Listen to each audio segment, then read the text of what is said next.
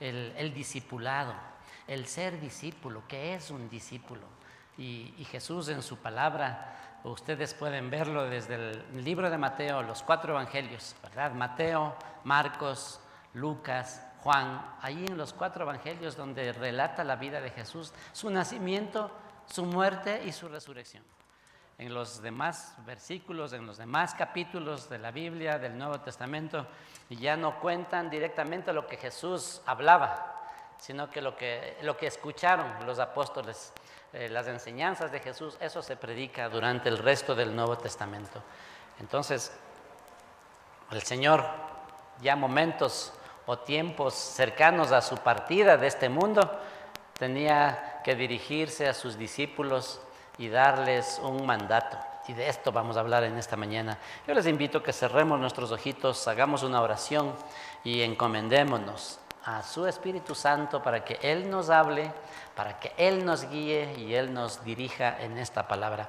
Querido Dios, Padre Celestial, Dios eterno, te damos gracias porque en tu amor, Señor, y en tu misericordia, y en tu voluntad, y en tu propósito estamos acá. Tú tuviste, Señor, planes con cada uno, Señor. Y por eso estamos escuchando esta palabra, escuchando este mensaje, Señor, con nuestra mente, nuestro corazón, atentos a ti, Señor, a tu palabra y a tu obra que quieres realizar en nuestras vidas y a través de nuestras vidas también en otras personas. Nos encomendamos en tus manos. Háblanos, Señor. Queremos estar aquí completamente, Señor, no solamente en nuestro cuerpo, cuando nuestra mente, nuestro corazón está en otro lado. Padre, aquí mismo queremos estar, espíritu, alma y cuerpo, toda nuestra mente, todo nuestro ser, aquí para escuchar tu voz y conocer tu voluntad, y que nos des el poder para ponerlo en práctica, para poder poner en obediencia y aplicar, Señor, lo que vamos a aprender. Te lo pedimos y te agradecemos en el nombre de Jesús. Amén, amén.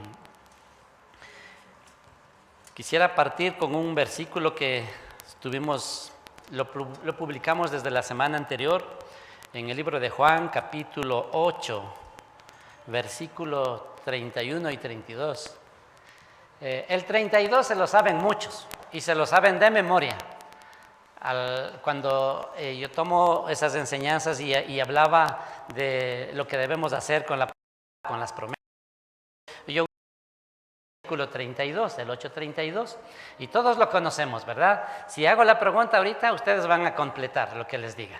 Dice, y conoceréis la verdad, y la verdad, ya ve, se la saben completa, y conoceréis la verdad, pero esa es la mitad nomás. La parte anterior, el versículo 31, esa es la clave. ¿Cuántos se lo saben? Claro, ahorita tienen ustedes en su Biblia y pueden leerlo, ¿no es cierto? Pero normalmente no conocemos, nos saltamos porque nos gustan las promesas. A los seres humanos nos gusta el premio, ¿verdad? Cuando escuchamos, les vamos a dar un premio, ahí estamos contentos, ¿no es cierto? Cuando nos hemos ganado, ahí no faltamos listos para recibir los premios. Pero aquí el versículo 31 es lo que me llama la atención y de eso vamos a hablar en esta mañana. El versículo 31 dice, dijo entonces Jesús a los judíos que habían creído en Él, si vosotros permaneciereis en mi palabra, seréis verdaderamente mis discípulos. Y luego viene el otro, ¿no? Y conoceréis la verdad, y la verdad os hará libres. Es decir, la verdad solamente es posible conocerla cuando recibimos esa enseñanza de quién es el Señor, de quién es Dios. Y lo que Él ha venido a buscar no es solamente asistentes, ¿verdad? O personas que les guste oír los mensajes los domingos. Él vino, si usted ve en el libro de los 4 evangelios, el Señor Jesucristo dijo que llamó a unos 12, ¿verdad? Pero no solamente Él tenía 12, también tenía otro grupo de 70 discípulos. Ustedes pueden leerlo y anotar en Lucas capítulo 10, ahí está, cuando Dios les comisiona a 70 de sus discípulos. No eran 12 solamente. Y en muchos pasajes en los evangelios también menciona que estaba con 3. Normalmente pasaba con sus 3 discípulos cercanos o consentidos, digamos, ¿verdad? Eran Pedro, el explosivo Pedro, era Juan, ¿verdad? El discípulo que asimismo se califica como el amado del Señor, el preferido, el favorito, ¿verdad? Juan, y el hermano de Juan, que era Jacobo, ¿verdad? Entonces estos tres hombres caminaban con Jesús, los 12 también caminaban con Jesús y también 70 a quienes él enviaba. Y la palabra de Dios dice que los llamó para que sean sus discípulos. Y esto queremos hacer énfasis en este día. El Señor viene por nosotros, Él vino por usted, Él vino por mí y ha venido por todos los que nos están escuchando que todavía no conocen de Él. Porque recuerden lo que dice, y les dijo a los que habían creído en Él, si vosotros permaneciereis en mi palabra, seréis verdaderamente mis discípulos. Hay una clave para permanecer. Hay una clave para conocer esa verdad y ser libres realmente de todas esas mentiras, de esos engaños que los cuales han oprimido nuestra vida, los cuales no nos han dejado crecer, no nos han dejado conocer la verdad y llegar a desarrollar una vida que Dios quiere que vivamos. Precisamente la ignorancia, ¿verdad? No conocer la palabra, no conocer la verdad, pero nos muestra y nos habla de que si nosotros permaneciéramos en su palabra, aquí habla de un mantenerse. Permanecer no es solamente escuchar el domingo, ¿no es cierto? Cuando dijéramos, bueno, solo permanecemos en la iglesia, lindo fuera y qué bendición fuera, ¿no? Que estemos todos los días, que tengamos todo el tiempo hablando del Señor, escuchando su palabra, recibiendo su mensaje, recibiendo sus instrucciones. ¿A cuántos nos gustan las bendiciones? ¿No es cierto? Y quisiéramos solo el domingo las bendiciones. No, quisiéramos todos los días, ¿verdad? Todo el día, y no solamente una vez al día, quisiéramos todo el tiempo mantenernos en su voluntad, en su propósito. Y el Señor nos muestra que debemos permanecer en Él, mantenernos, es decir, constantemente, todo el tiempo, en la mañana, en la tarde, en la noche, y todos los días, no solamente de vez en cuando. El Señor vino a ver discípulos. Él vino y te llamó, te tocó tu vida a ti y a los que están viéndonos también. El Señor está llamándoles para que sean sus discípulos. Y un discípulo es aquel que va a mantenerse, aprendiendo constantemente de Él. Quiero contarles una noticia, no sea para algunos resulte dura, triste, difícil o a lo mejor inalcanzable, pero en los caminos del Señor nunca terminaremos de aprender. Siempre estaremos necesitados de aprender y conocer cada día la voluntad de Dios, cada día lo que Él quiere y tiene para cada uno de nosotros y para los que nos rodean, para nuestras familias, para nuestros hijos, los seres cercanos, ¿verdad? Los vecinos, los amigos, también para los amigos lejanos. El Señor nos ha llamado a que estemos constantemente buscando de Él, a que seamos sus seguidores, sus discípulos. ¿Verdad? Ahora, bueno, no escuchamos mucho, ahora son los fans, ¿no es cierto? Los fans, los seguidores, a los que les gusta seguir, ¿no es cierto? Y estar pendientes de las noticias de su figura, ¿no es cierto? Entonces, por eso es importante nosotros entender que el Señor vino a hacer discípulos. Y momentos antes, o una de las últimas palabras de Jesús antes de salir de la tierra, de volver al cielo, el Señor Jesucristo reunió a sus discípulos y les encomendó una labor que hicieran.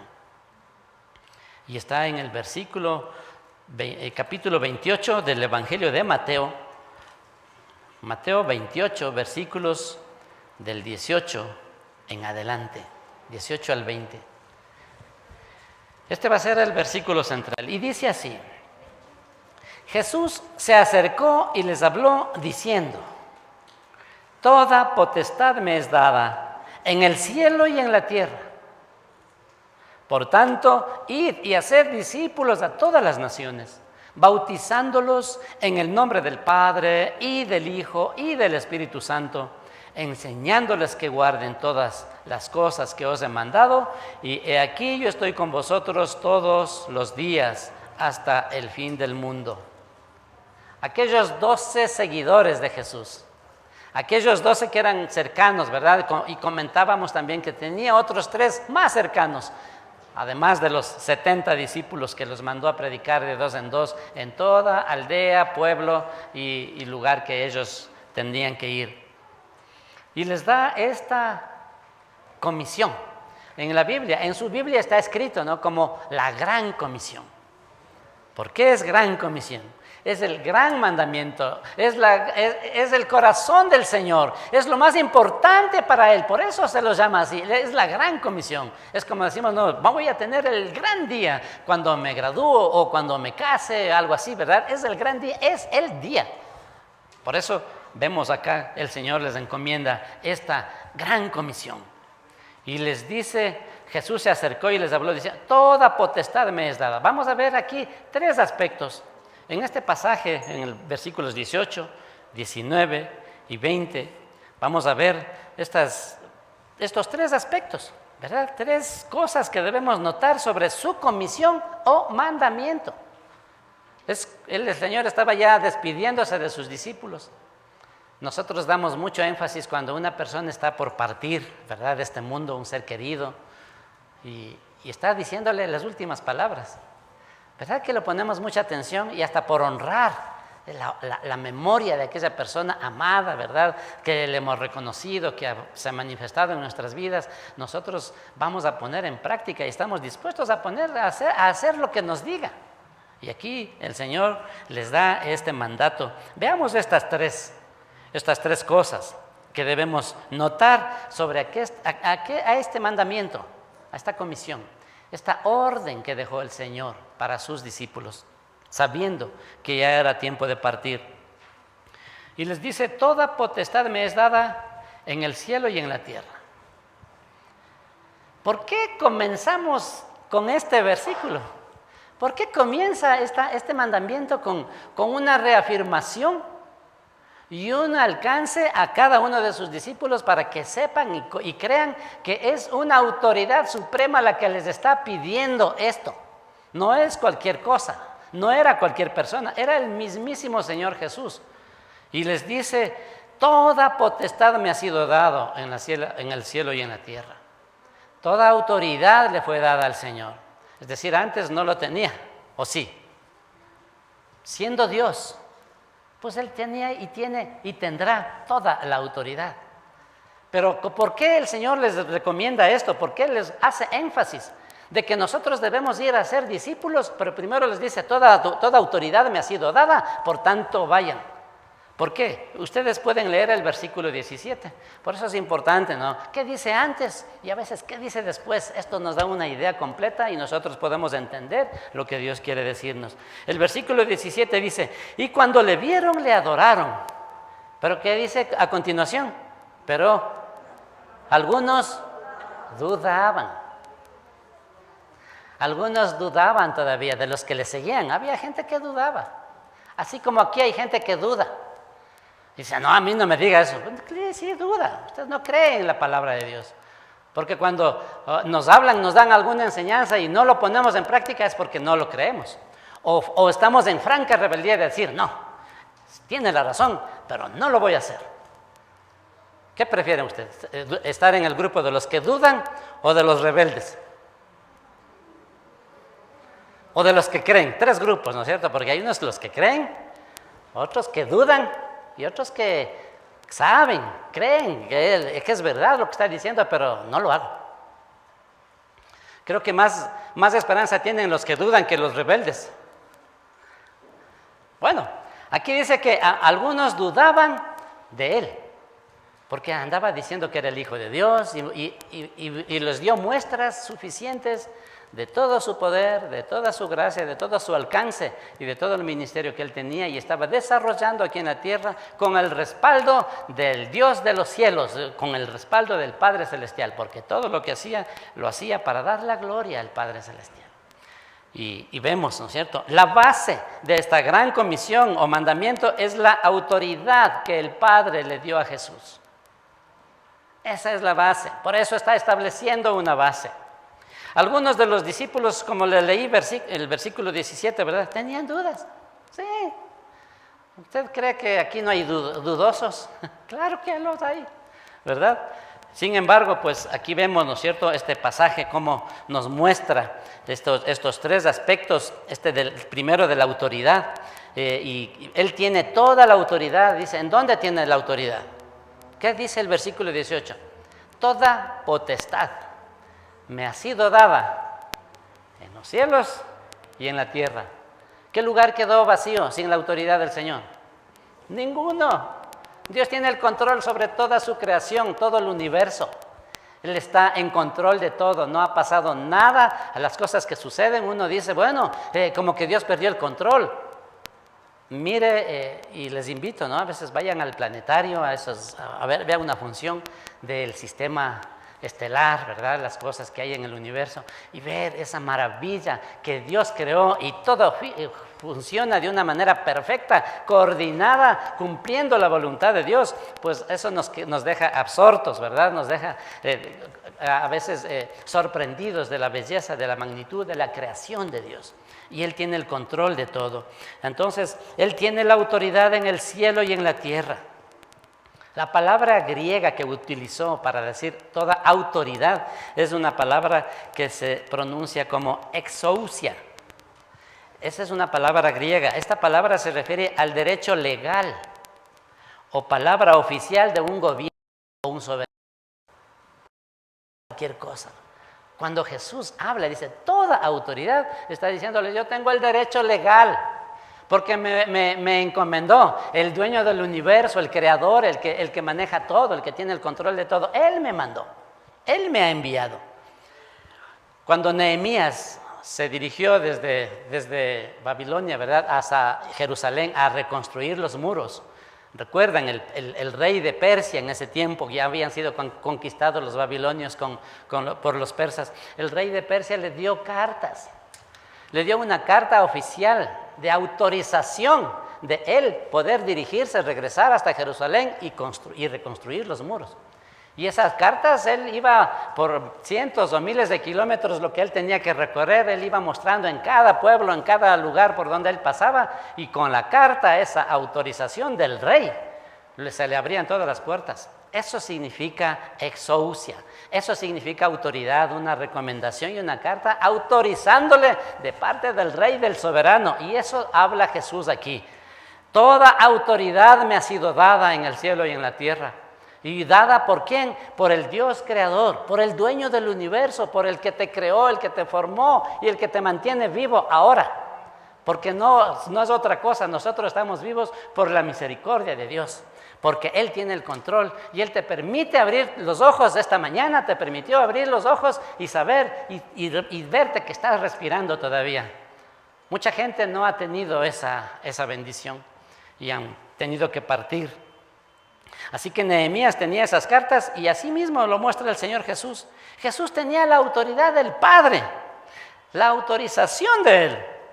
Como seguidores de Jesús, ustedes y yo confiamos en la autoridad que tiene Jesús y sabemos que Dios es por nosotros, porque si Dios es por nosotros, ¿quién contra nosotros? Porque tenemos la autoridad de Él. Así que si usted es llamado, enviado, así como el Señor nos está dando, esto es llamado a todos sus discípulos, a todos sus seguidores les está diciendo esto. Vayan y hagan discípulos.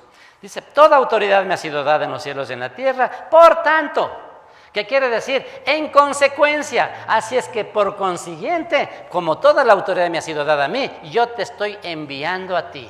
Vayan y hagan discípulos. Aquí está dando al menos la posibilidad de que sea opcional.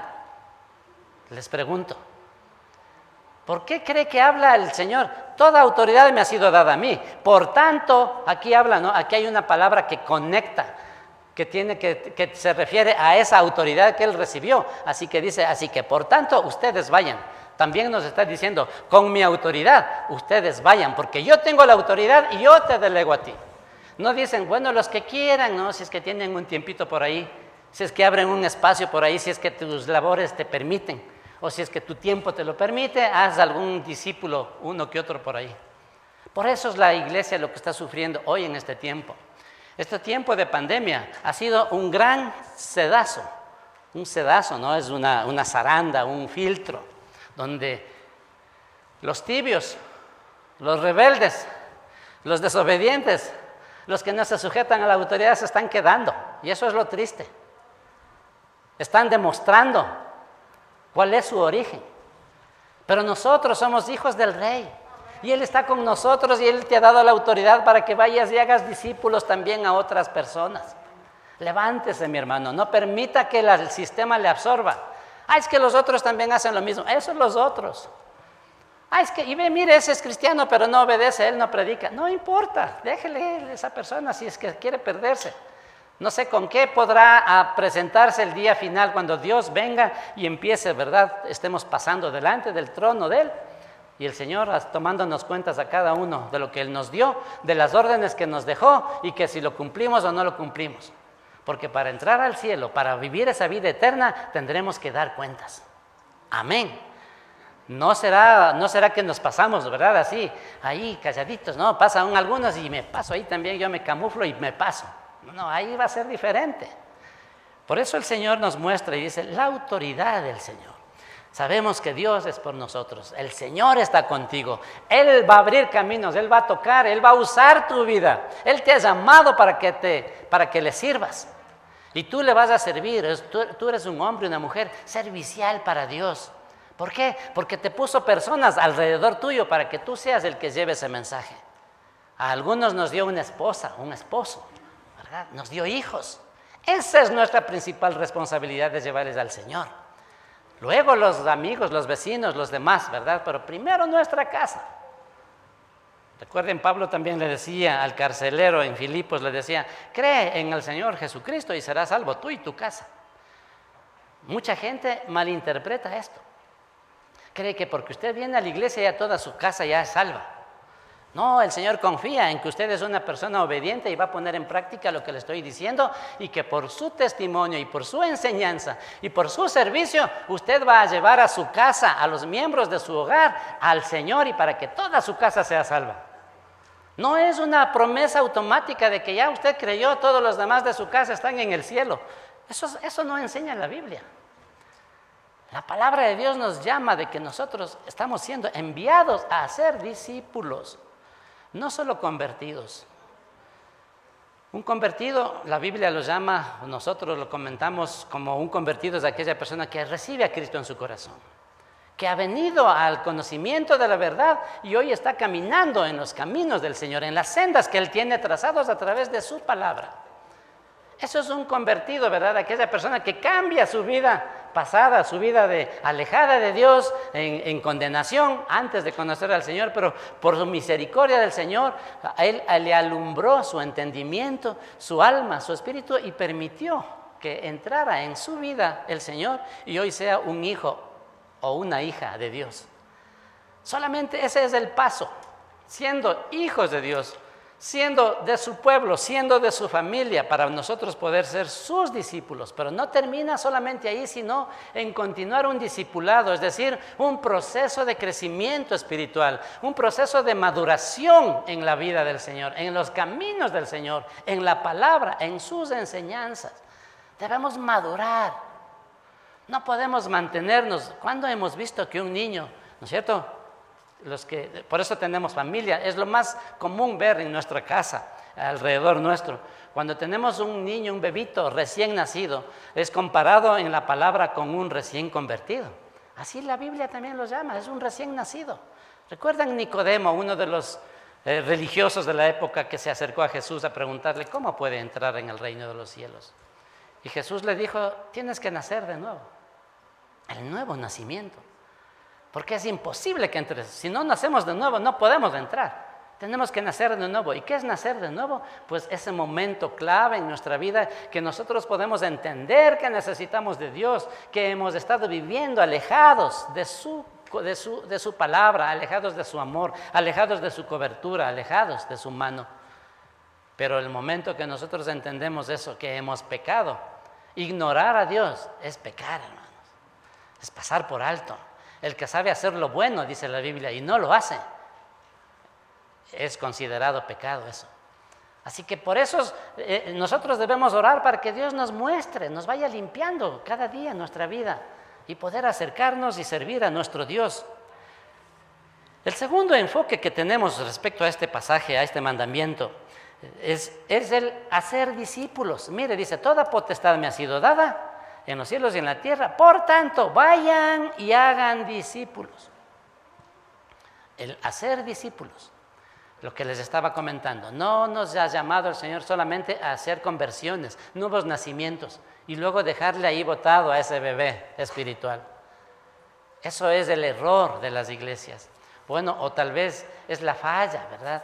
Es la falla o la falta de las iglesias. ¿Por qué? Porque falta de personas, de hombres y mujeres que tomen conciencia del mandato que nos da el Señor, que todos somos llamados a hacerlo. Todos somos llamados a discipular a otros, a enseñar a otros lo que usted ya sabe.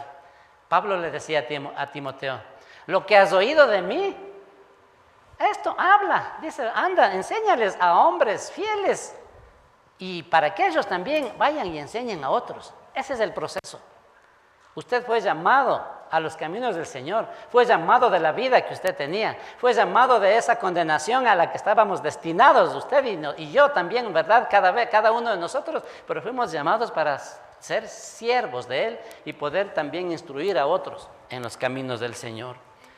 El enfoque es hacer discípulos. Un discípulo es una persona que se convierte en un obediente alumno de Jesús. Ese es un discípulo. Un discípulo es un aprendiz, uno que está aprendiendo, que sigue los pasos de su maestro, que va aprendiendo lo que él hace, aprendiendo a hablar como él habla, a hacer las cosas que él hace, y ¿verdad? Madurar, caminar, hacer todo igual que su maestro. Eso es un discípulo.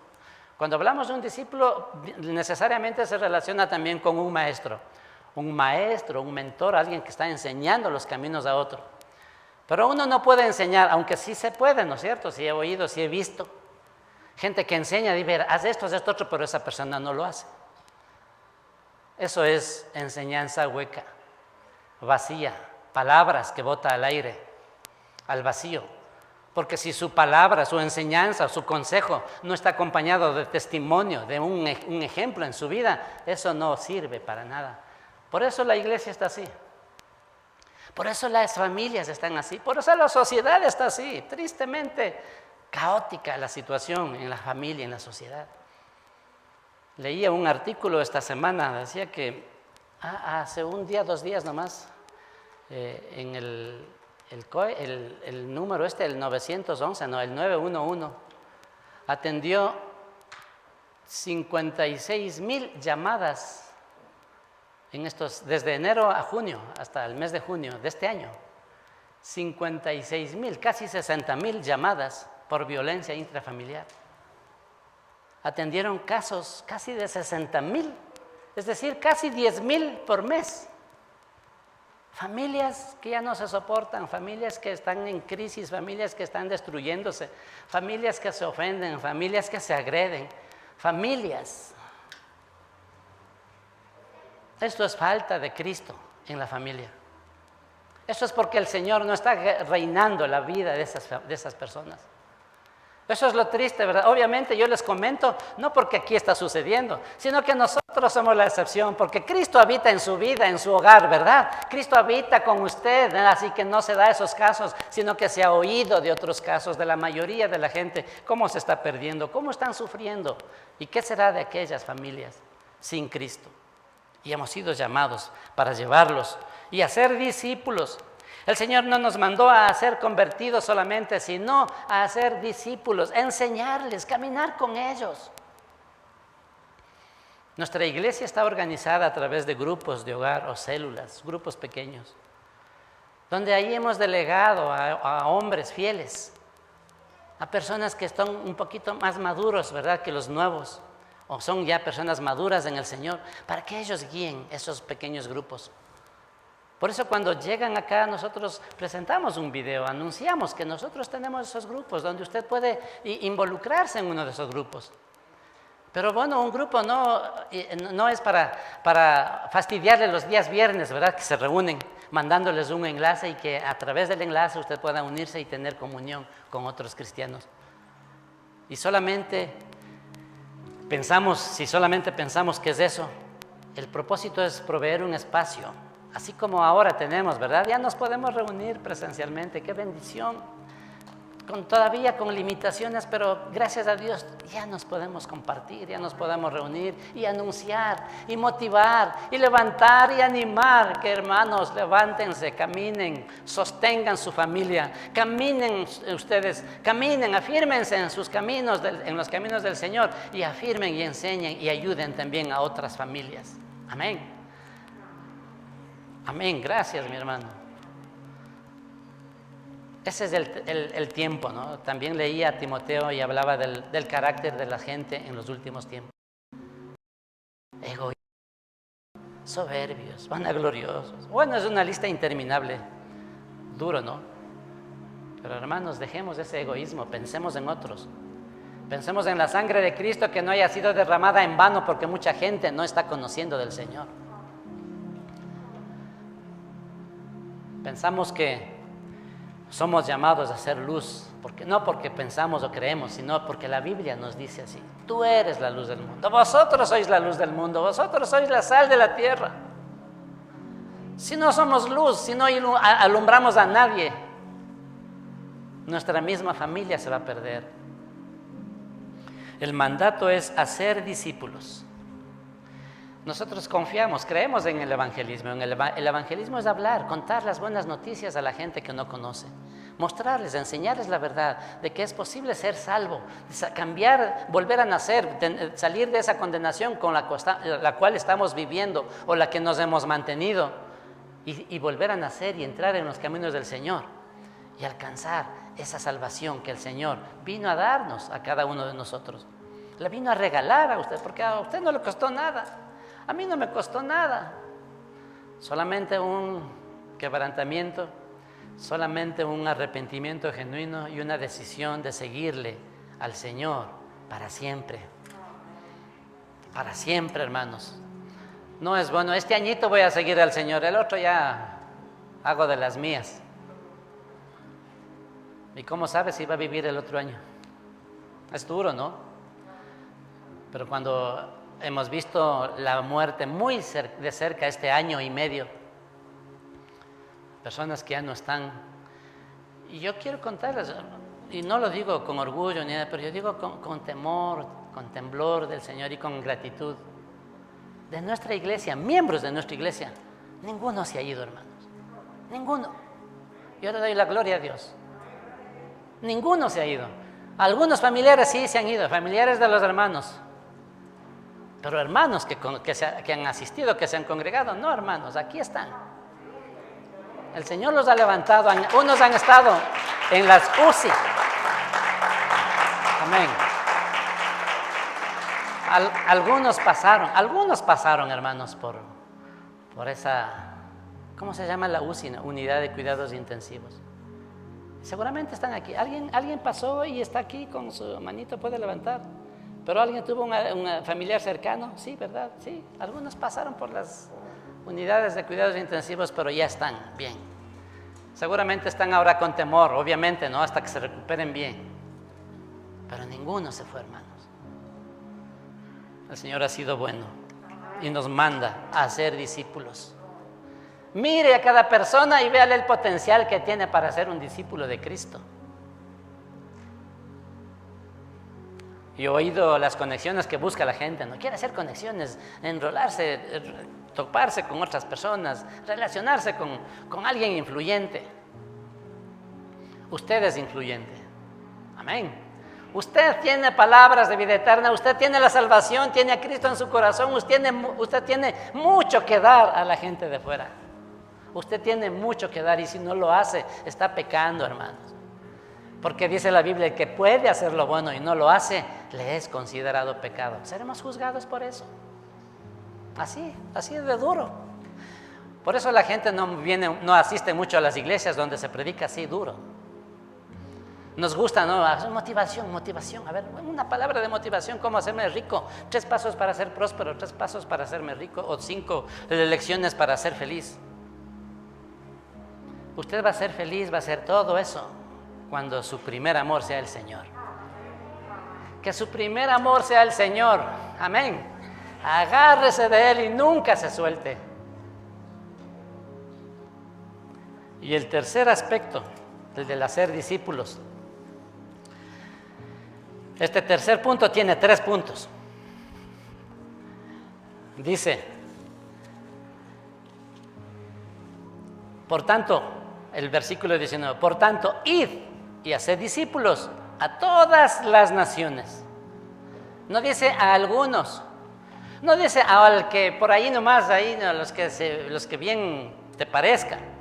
Dice a todas las naciones. Cuando hablamos de nación, siempre téngale, la palabra nación viene de una raíz que significa familia, que tiene que ver con familias, a todas las familias de la tierra.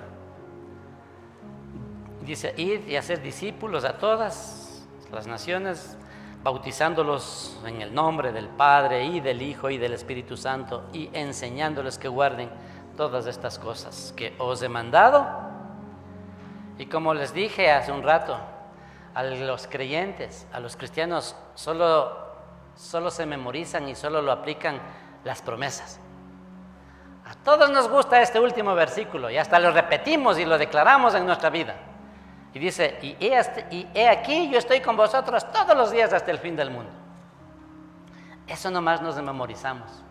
Por eso nomás vivimos. Dios está conmigo hasta el fin del mundo. Pero dice, vayan, hagan discípulos, bautícenles y enséñenles todas estas cosas. Y he aquí yo estoy con vosotros todos los días hasta el fin del mundo. Hay pasos, hay condiciones para la promesa. Toda promesa, mis amados, que están en la palabra son hermosas y son verdad, porque Dios cumple lo que Él dice. Pero tienen una condición. No es que el Señor lanza, ¿no? Como antiguamente, ¿no? Los capillos se lanzaban, ¿no? Que coge el que puede, el que quiera.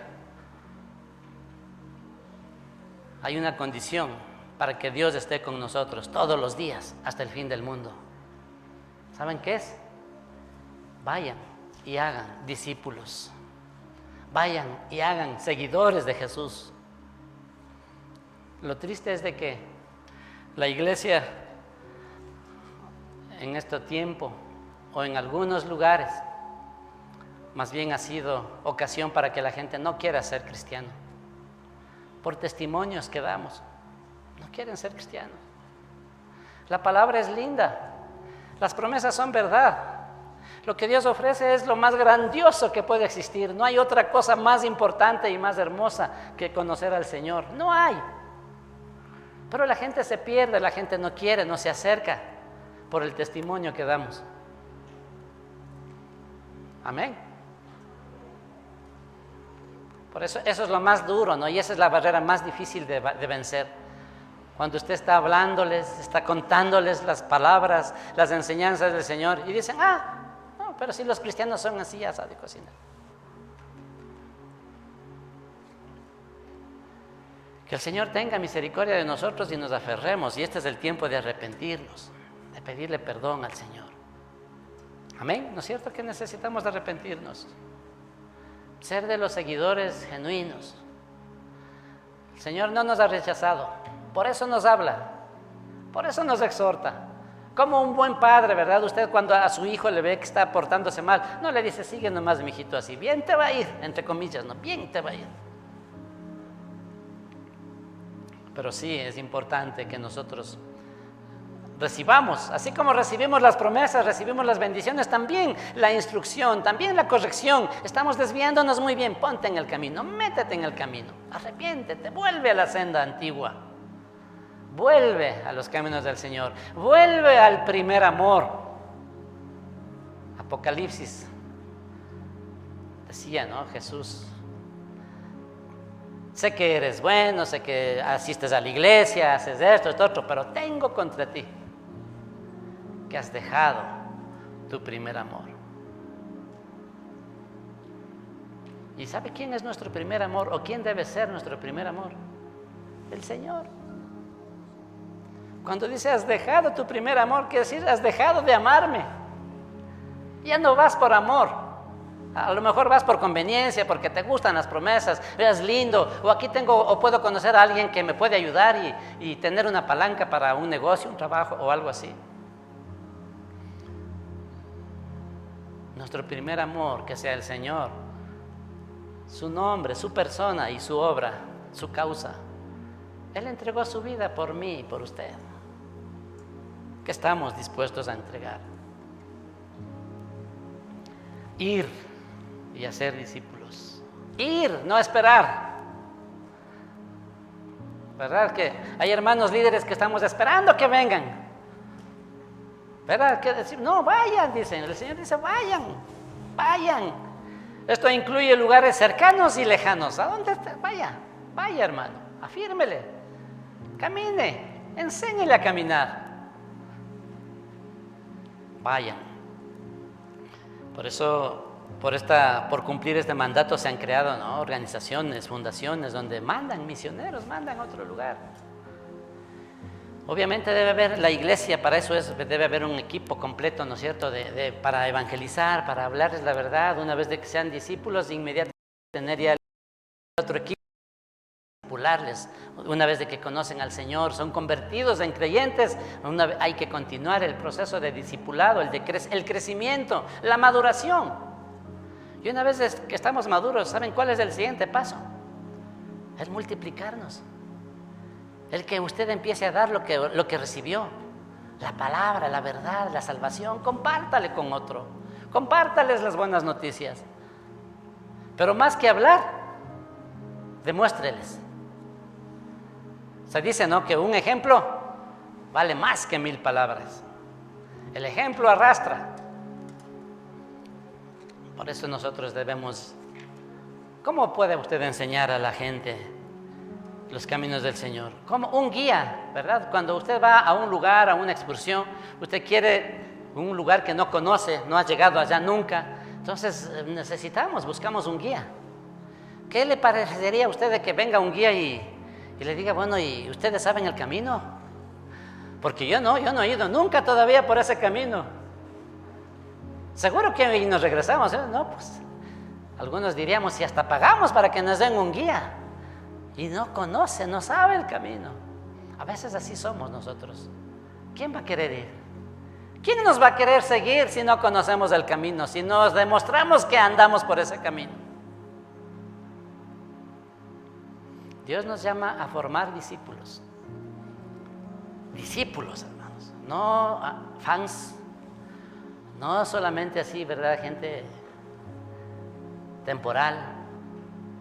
Por eso el Señor dice, hagan esto y estaré con vosotros todos los días hasta el fin del mundo.